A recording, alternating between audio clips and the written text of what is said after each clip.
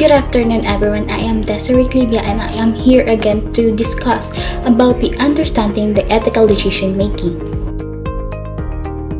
First, let us discuss what is ethical decision making. Ethical decision making, it is the ability to make consistent and effective decisions against all the alternative based on the ethical principles.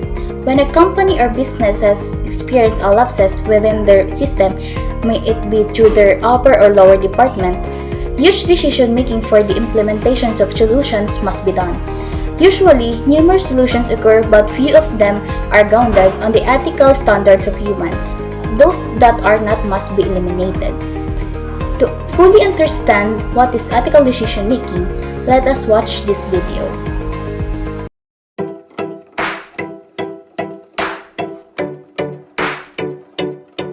Think about the last time you made a big decision.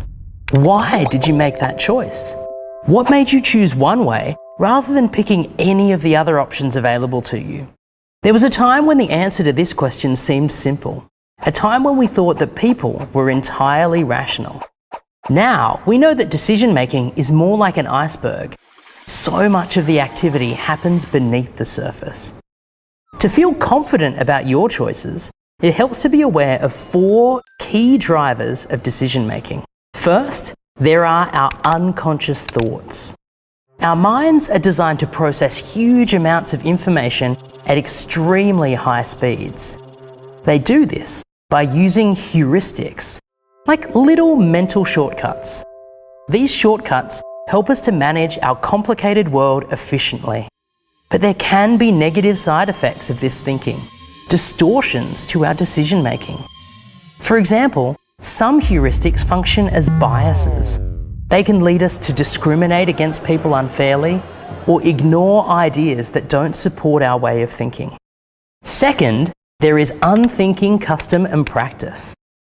Our families, societies, workplace, cultural backgrounds and friendships all carry sets of beliefs about what's right and wrong. We can easily absorb these beliefs without ever stopping to ask ourselves, do I agree with these beliefs? Are they valid? Third, there is our personal ethical decision-making profile. People tend to have default settings they use when making decisions. Maybe you tend to think about outcomes. Perhaps you prioritize relationships in your decision-making. Each profile has strengths, but also weaknesses. These weaknesses can be our downfall, leading us to fail to consider other important ethical issues. Finally, and most importantly, there's reflective practice. This is the mode of conscious decision-making. It considers context and the people who will be affected by a decision. It's guided by our purpose, values, and principles, and exercises our imagination to think about what solutions might be possible. We like to think that this form of decision-making is our go-to. In reality, we're probably driven far more heavily by the first 3 drivers of decision-making. That's why ethics, the conscious practice of making and justifying our decisions, is so important. It's too easy to be led astray if we don't take the time to become familiar with our minds, our personal history, and our preferred ways of making decisions. If we can't admit our potential to make bad decisions, we'll struggle to make good ones. Make choices that reflect what's good and right, choices you can justify, and ones you can be proud of. That's what makes the choices actively yours.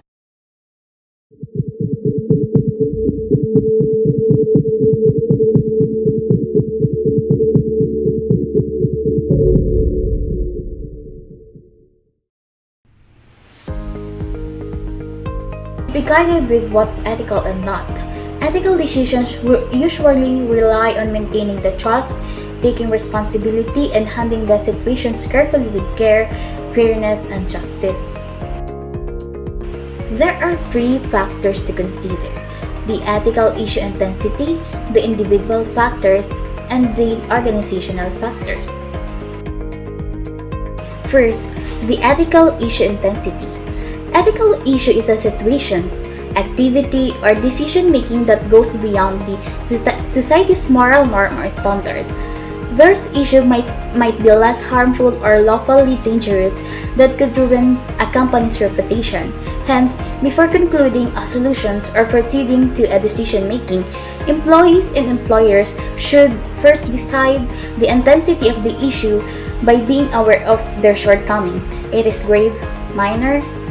For example, a foreign-based company conducting an anti-bribery talk among employees to prevent bribery, which could lead to legal talks.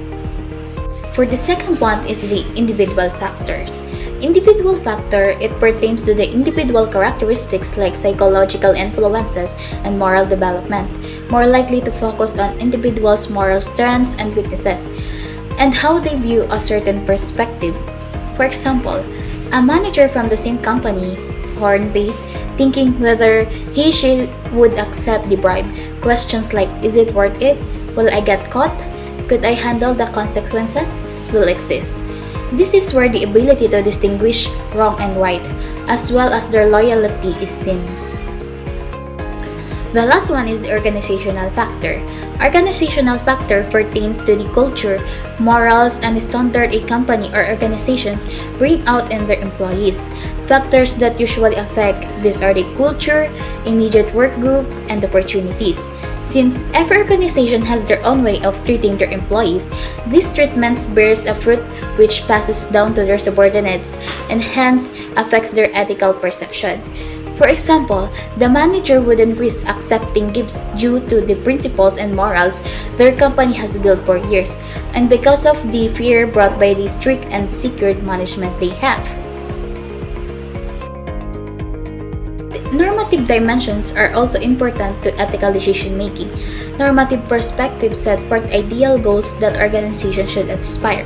Normative considerations also provide the foundations needed to develop organizational principles and values, the building blocks of a firm's ethical culture. Without these foundations, companies will not be able to develop an ethical culture or have the basis to make ethical decisions. Finally, the more you know about ethical decision making in businesses, the more likely you will make a good decisions in the future. That's all for now. Thank you for listening and have a nice day.